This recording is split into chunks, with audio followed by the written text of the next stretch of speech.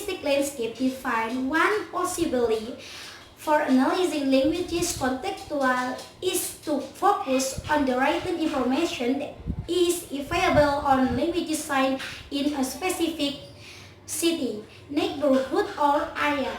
And the perspective is known as the study of the linguistic, which has been defined as following this statement. And this report focuses on the last point, the relationship between the relationship between the linguistic landscape and multilingualism in one specific sociolinguistic context and the center of the city of Rome. In this sense, it is the product of a specific situation. It can be considered an additional source of information about the sociolinguistic contents along with census, surveys, or interview. And the study of the linguistic landscape can also be interesting because it can analyze the differences between the official language policy that can be reflected in the official top-down sign, and the impact of the policy on individuals are reflected in private bottom-up sign. The two terms linguistic between what is written by the authorities such as traffic sign, street names, public notice, and etc., and what is written by the cities such as stop sign, advertisement, and etc. And the previous study or earlier studies, an earlier example of the study of the linguistic landscape was reported by Rosenbaum et al. 1977.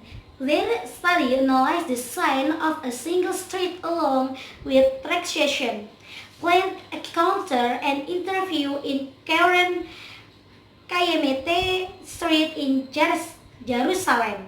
And another study was carried out by Sleep in 2003, who compared the linguistic landscape in central shopping street in 8 Europa cities in Australia, Great Britain, Italy.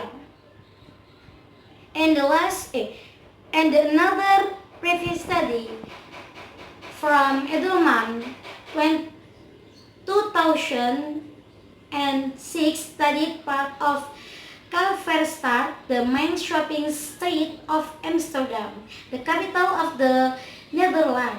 And the study built on two former studies summarized above. The report tries to describe and analyze the basic aspect of the linguistic landscape in the city of Rome, mainly in this central urban context.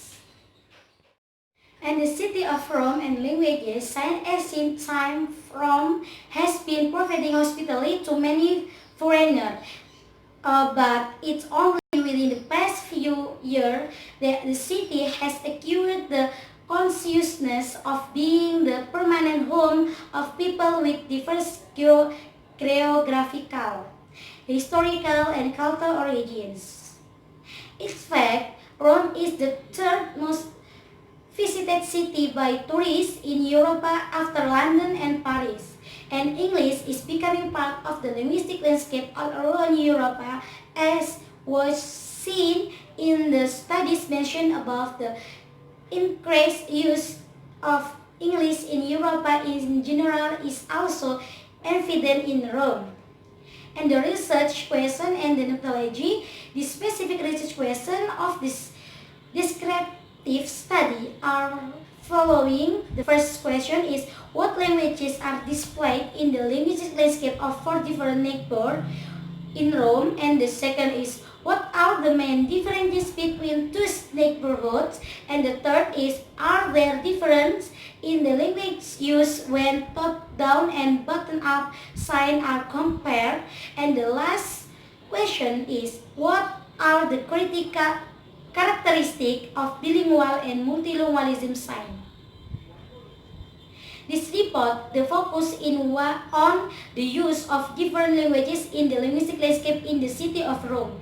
And the sample compares 4 different neighbors with a total of 12 neighborhood in the city center itself.